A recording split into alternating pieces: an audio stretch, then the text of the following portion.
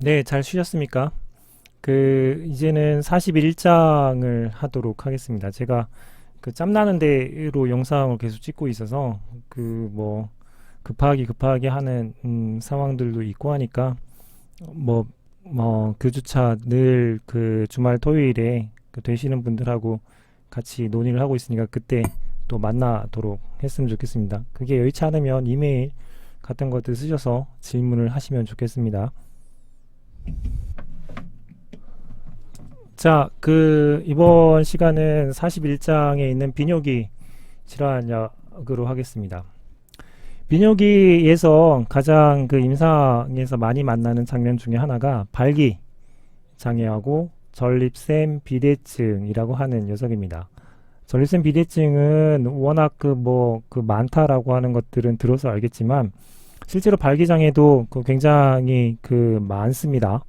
이것들을 이제 얘기하기 부끄러워해서 이제 문제가 없는 것처럼 느껴질 뿐이지 상당히 많다라고 하는 겁니다.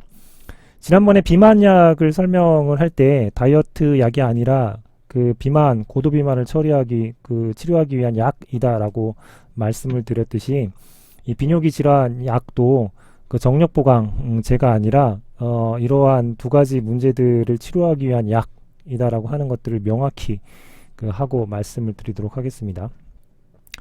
그러면 발기장애 치료를 설명하려면 발기라고 하는 생리학적인 현상들이 어떻게 일어나는지 우선은 말씀을 드려야지 됩니다.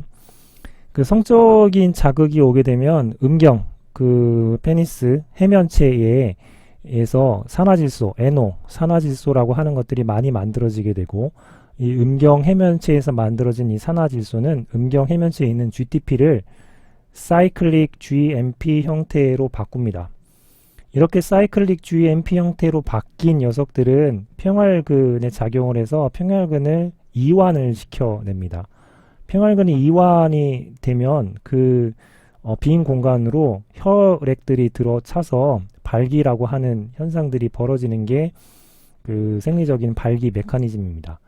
근데 이렇게 혈액이 들어차서 너무 오랫동안 발기가 지속이 되면 여러 가지 문제가 생기기 때문에 일정 시간이 지나면 사이클릭 GMP를 사이클릭 폼을 파괴시키는 PDE5라고 하는 효소가 작용을 해서 GMP로 바꾸고요. 이 GMP는 여러 가지 단계를 거쳐서 GTP, 이게 이제 사이클을 겪게 되는 게 발기라고 하는 현상이죠.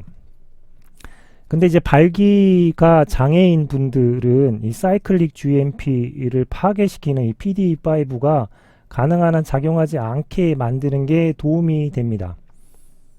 당연하겠죠. 사이클 GMP가 조금 더 오랫동안 남아 있어야지 발기를 조금 더 잘 시키거나 지속시킬 수 있는 가능성들이 있기 때문이죠. 따라서 발기장애 치료제로 쓰는 대표적인 물질들은 PD5라고 하는, 즉 사이클릭 GMP를 파괴시키는 이 효소를 억제하는 녀석을 사용을 한다라고 이해를 하시면 됩니다. 이 PD5 억제제의 가장 대표적인 물질이 실데나필이라고 하는 녀석입니다. 여러분 비아그라 혹시 많이 들어보셨으면 아시겠는데요. 비아그라라고 하는 물질의 주성분이 이 실데나필이 되겠습니다. 이 실데나필을 만든 거에는 좀 역사가 있습니다. 원래 이 녀석은 협심증 치료제로 만들었습니다. 즉 혈관이 수축되는 것들을 조금 더 이완을 시켜서 협심증이라고 하는 증상을 완화할 목적으로 만들었는데 이 협심증 치료에 약효를 보던 중에 실험동물의 발기가 계속 일어나는 부작용들을 발견했고요. 그 부작용 발견을 보고를 했더니 오히려 협심증 치료제보다는 발기장애 치료제로 쓰는 게 훨씬 좋겠다 해가지고 이 실데나필이 협심증 치료제에서 발기장애 치료제로 변모를 한 케이스죠. 대박을 쳤죠.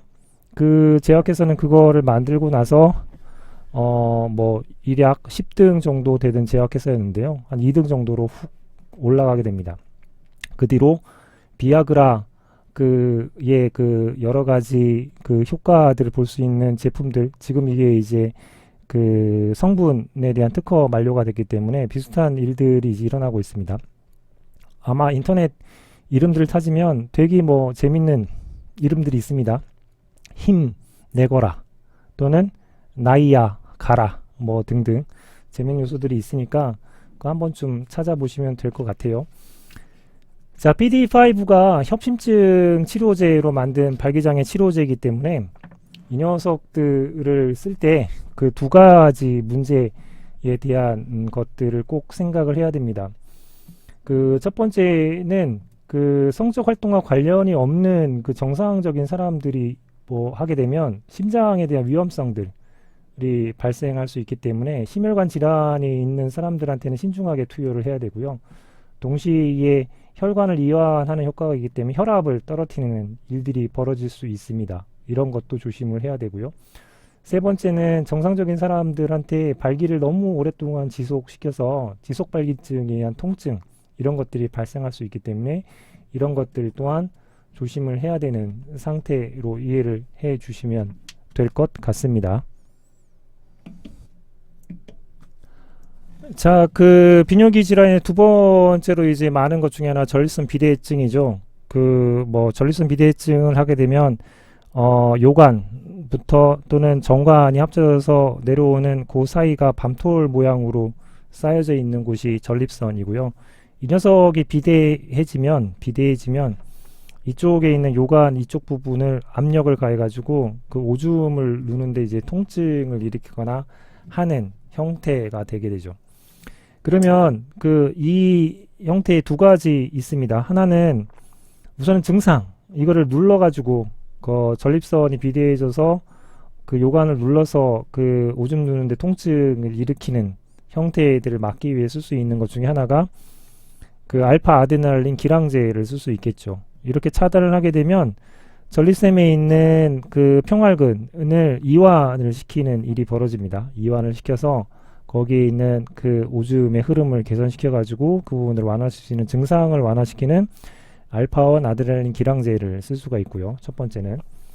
두 번째는 지난번에도 한번 말씀드렸지만 테스토스테론을 디하이드로 테스토스테론으로 변화시키는데 5알파 환원제가 사용된다고 했습니다. 근데 디하이드로 테스토스테론은 이 전립선을 계속 자극해서 이 녀석들의 그 대사나 아니면 비대해지는 것들을 악화시키게 되죠. 이런 것들 때문에 5알파 리덕테이즈 환원제들을 못 쓰게 해주면 이 녀석들을 못 만드니까 그것들을 그 전립선 비대증 치료에 사용할 수 있게 될 겁니다. 그래서 5알파 환원요소 억제제를 사용을 한다. 전립선 비대증 치료제로. 그래서 DHT를 감소시켜 줌으로 해서 요의 흐름을 개선하는 목적으로 그 쓰는 게 두 가지 약물이 있고 얘네들이 더 그 전립선 비대증에 많이 사용되는 거라고 이해를 하시면 됩니다. 그 지난번에도 한번 말씀을 드렸지만 그 이 테스토스테론은 억제라는 게 아니라 이 녀석들을 못 만들게 얘를 억제하는 거라서 디하이드로 테스토스테론이 그 적게 만들어지는 거지 남성 호르몬 테스토스테론에 문제를 주지 않습니다 라고 설명을 드려야 된다고 말씀을 드렸죠. 하지만 5알파 리덕테이즈를 좀 쓰게 되면 여러 가지 뭐 사정이라든가 성욕 이런 여성의 유방증에 대한 부작용들은 뭐 일정 감소할 수밖에 없습니다. 네, 그 41 챕터만 쪼개서 영상을 찍었더니 뭐 평소보다 좀 말이 길어서 챕터 양이 길어지긴 하는데 여러분들 뭐 챕터마다 쪼개서 공부하는데 도움이 되라고 하는 거니까 이해 부탁드립니다. 자, 이렇게 41 챕터를 마치고 조금 또 그 머리를 좀 식히셨다가 다음 챕터 영상에서 만나도록 하겠습니다. 고생했습니다.